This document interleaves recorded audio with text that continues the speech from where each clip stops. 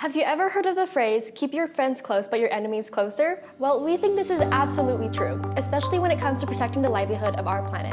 Allow me to explain. Since the dawn of the Industrial Revolution, our world has experienced significant change. This era marked a shift from agrarian societies to industrial powerhouses, driven by three key players: coal, the pioneer powering steam engines; oil, the revolutionary transforming transportation; and natural gas, the spark lighting up homes and power plants. For decades, our beloved fossil fuels have driven remarkable progress. They were and are the lifeblood of progress, economic growth, and the transformation of society worldwide. But now, society has begun to see them as our enemy. As they worked hard to power our homes, cities, and industries, they have also introduced another key player: carbon dioxide.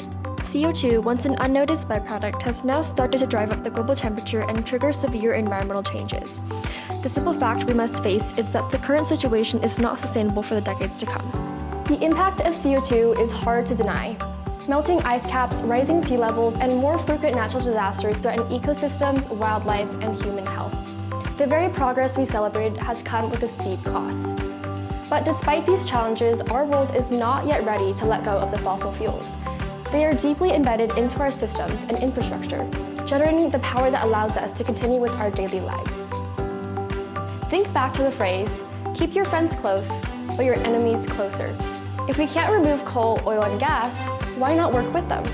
For ages, humans have used science to uncover the faults and challenges of our world. But in laboratories here at the University of Utah and around the world, scientists and engineers are not looking just at the problems, but also at the solutions.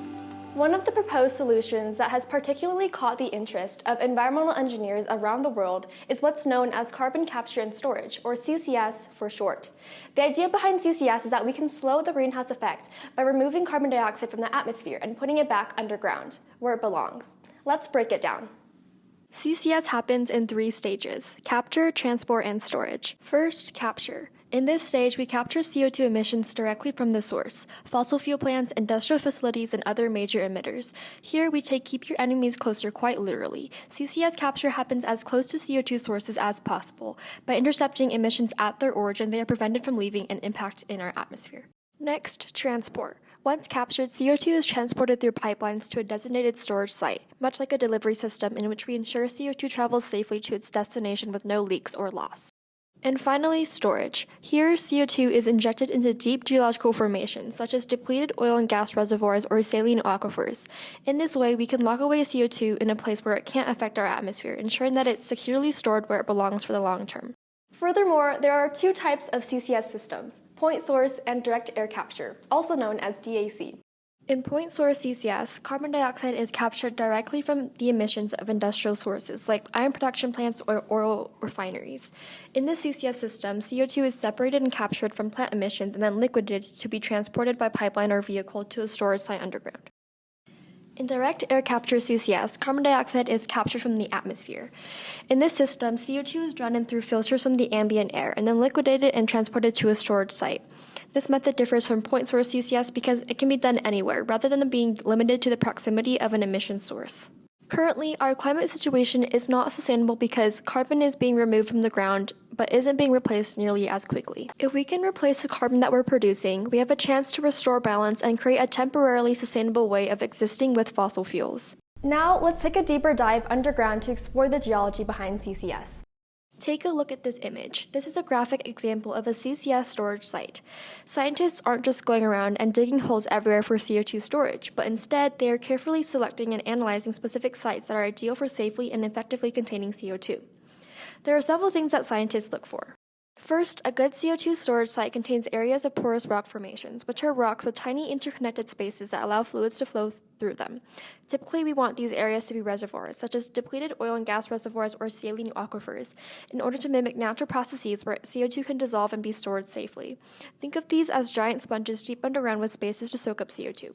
Next, we have the impermeable caprock formations, also known as the confining layers.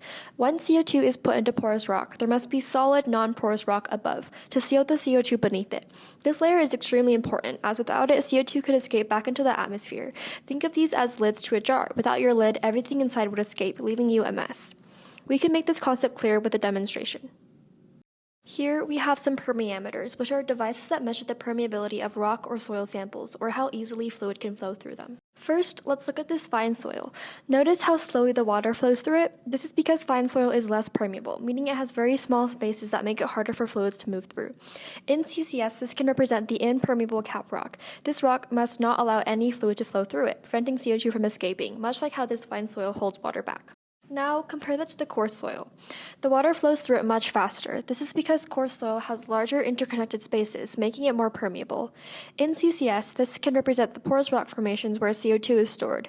This is a giant sponge that soaks up CO2, storing it underground.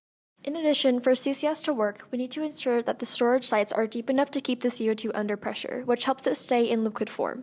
We're talking deep underground, typically at depths of 1 kilometer or more. At these depths, the pressure is high enough to compress the CO2 into a liquid state, making it easier to store and less likely to escape into the atmosphere. We've covered the basics of CCS, but with all good things comes risk. Now let's come back from the subsurface and take a look into how scientists manage the risks of CCS to ensure its safety and effectiveness.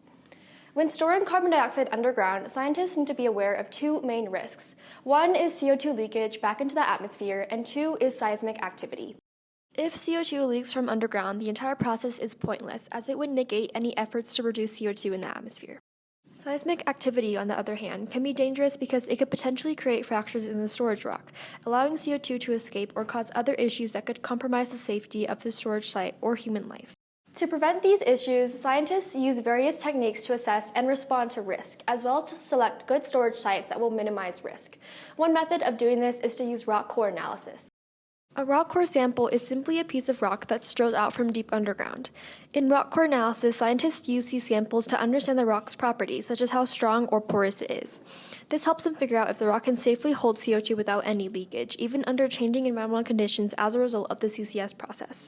Rock core samples are collected and stored for future use by scientists and engineers, helping to prolong the everlasting development of CCS for future generations. Alongside rock core samples, scientists may also use rock cuttings, which are just small pieces of rock collected during drilling. Think of them as a geological equivalent of sawdust. Like rock cores, these cuttings can help scientists understand the underground characteristics of an area to determine its suitability for storage. Another method of CCS risk analysis scientists use is 2D and 3D scanning. 2D seismic scanning is like taking a slice through the earth, in which sound waves are sent into the ground to measure how they bounce back.